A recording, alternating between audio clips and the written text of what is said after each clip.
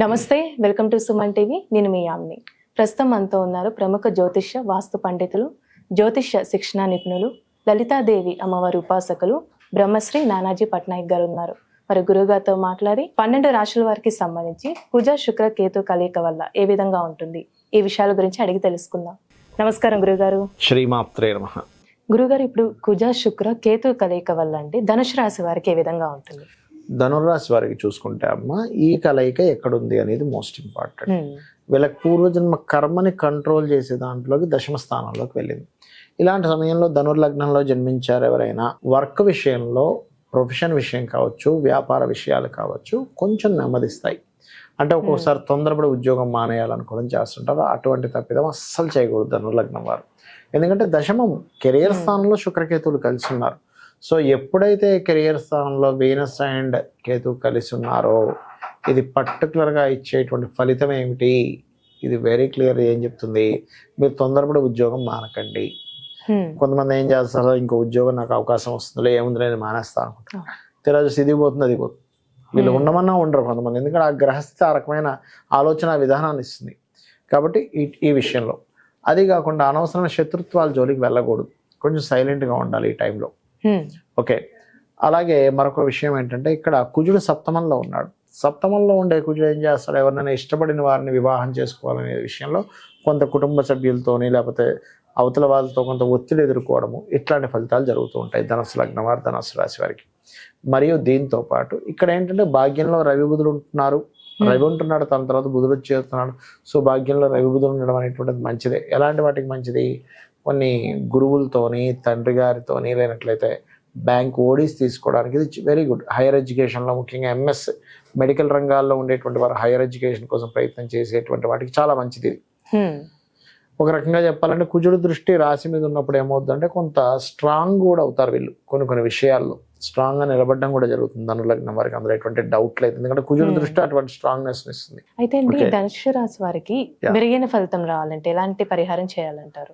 మెరుగైన ఫలితాలు పర్టికులర్గా ధనుసు రాశి వారికి రావాలి అంటే వీళ్ళు ఎక్కువగా చేయవలసినటువంటి లక్ష్మీ నరసింహస్వామి ఆరాధన చేయాలమ్మా. లక్ష్మీ నరసింహస్వామి ఆరాధన చేయాలి. పర్టికులర్గా వీళ్ళకి దశమ స్థానం ఎక్కువగా ప్రభావితం చూపిస్తుంది. కాబట్టి వీళ్ళు ఏం చేయాలంటే లలితా సహస్రనామాల్లో ఓం మాణిక్య మకుటాకార జానుద్వై విరాజితాయే నమః, లేదా ఓం శ్రీమాత శ్రీ మహారాజ్ని శ్రీమత్ సింహాసనేశ్వరి అనే నామాన్ని రోజు ఒక 40 నుంచి 45 నిమిషాలు చేయాలి. అప్పుడు ఏమవుతుందంటే వీళ్ళకి ఉద్యోగ సంబంధించిన విషయంలో ఇబ్బంది రాదు. అలా కాదు, నాకు పూర్వజన్మ కర్మ ఇప్పుడు నన్ను వేధిస్తుంది, ఇక్కడ నేను స్ట్రక్ అయిపోయాను అనేటువంటి ఫలితం అలాగుణంగా అనిపిస్తే కనుక నిత్యము ఉదయము సాయంత్రం లలితా అమ్మవారి స్తోత్ర పఠనం, ప్రాణాయామం చేస్తూ చేయాలి. అప్పుడు ఇబ్బంది అనేటువంటిది ఉండదు వీరికి.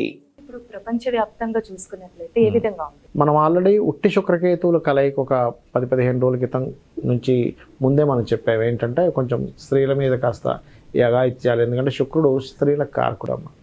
ఈ కేతువుతో కలిసినప్పుడు కుజుడు దృష్టి ఉన్నప్పుడు ఇట్లాంటివి జరుగుతాయని చెప్పి మనం ఆల్రెడీ ప్రిడిక్ట్ చేసాం. అదే రకంగా మనకి కనబడుతుంది కూడా. నిన్న మొన్న ఏదో సంథింగ్ ఈ పార్టీ వాళ్ళు ఏదో చేసిన ఒక హీరోయిన్ విషయంలో కూడా మనకి జరుగుతుంది. అంటే ఏమిటంటే దీని ప్రభావం ఇంకో 18 రోజుల వరకు దీని ప్రభావం ఉంటుంది. అదేవిధంగా ఈ కుజుడు ఇప్పుడు ఈ మిథునంలో ఉండడం కాకుండా నెక్స్ట్ సెప్టెంబర్ 20కి కర్కాటకంలో కూడా వెళ్తాడు. అప్పుడు ఆ కుజుడు శుక్రుడిని కాకుండా, శుక్రుడి సంబంధం కాకుండా అక్కడ శని సంబంధం కూడా పెట్టుకుంటాడు. అందుకని అదొక 4-5 నెలల ప్రభావం ఉంటుంది. అంటే దీని ప్రభావం ఇప్పుడు ఓన్లీ శుక్రకుజ కేతువే కాకుండా ఇంకొక 5 to 6 months వరకు ఈ దేశవ్యాప్తంగా ఇప్పుడు ఆల్రెడీ కొన్ని యుద్ధాలు కూడా జరుగుతున్నాయి. సరే, దాని ప్రభావం పెరుగుతూ ఉంటుంది.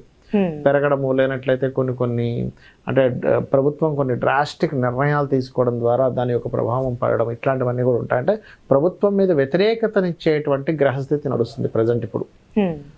అందుకని ఏమవుద్ది, స్లోగా ప్రభుత్వం మీద వ్యతిరేకత ప్రారంభమవుతుంది. ఫస్ట్ ఏమో పాజిటివ్గా ఉంటుంది, దాని తర్వాత వ్యతిరేకత ప్రారంభమవుతుంది. అంటే మల్టిపుల్గా జరుగుతూ ఉంటాయి. ఒకవైపు వ్యతిరేకించేవారు ఎక్కువ మంది, ఒకవైపు ప్రభుత్వాన్ని సమర్థించే వాళ్ళు ఎక్కువ మంది. ఎలా ఉంటుందంటే ఇప్పుడు ఇవాళ రేపు మీరు చూడండి, ఏదో ఒక ఇష్యూస్ నడుస్తూ సమర్థించే వాళ్ళు, వ్యతిరేకించే వాళ్ళు పెరుగుతూ వస్తున్నారు ప్రతి విషయాన్ని, ఇష్యూని. ఆ రకంగా ఏమవుతుందంటే ప్రభుత్వ సంబంధించినటువంటి విషయాల్లో, ఎందుకంటే ఇక్కడ రవి కూడా మనకి శుక్రకేతువుల మీదకి ప్రయాణం చేయనున్నాడు ఆయన.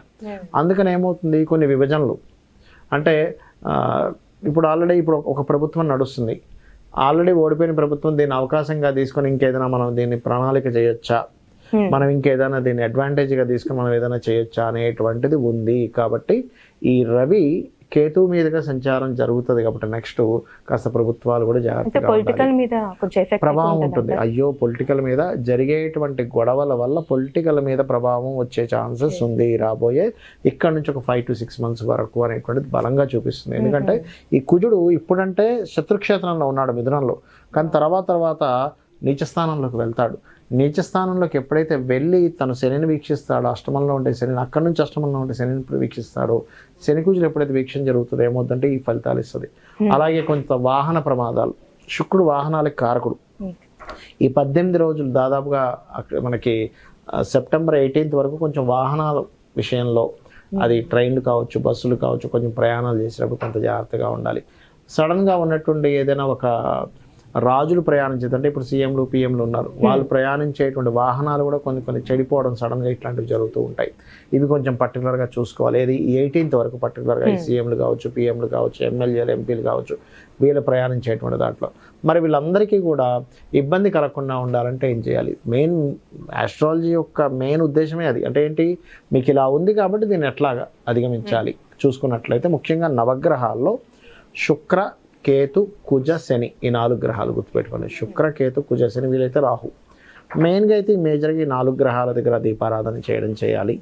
రెండవది ఏంటంటే అమ్మవారి యొక్క ఆరాధన, అందులో ముఖ్యంగా లలిత అమ్మవారి యొక్క ఆరాధన, గణపతి యొక్క స్తోత్ర పఠనము, సుబ్రహ్మణ్యేశ్వర స్వామి ఆరాధన చేయడము, బయటికి వెళ్ళే ముందు వీలైతే ఏదైనా ఇంపార్టెంట్ వర్క్స్కి వెళ్తున్నప్పుడు కొంత చండీ పారాయణం వినడము, చండీ వినడము, లేనట్లయితే ఓం దుర్గాయ నమః అనే నామస్మరణ చేయడము, ఇలాంటివి కనుక చేసుకున్నట్లయితే బాగుంటుంది. అయితే కొంతమందికి ఇందులో మనం ఇప్పుడు రాశి ఫలాలకు సంబంధించిన ఒక్కొక్క రాశి చెప్పుకున్నాం, కానీ కొంతమందికి రాశి తెలియదు.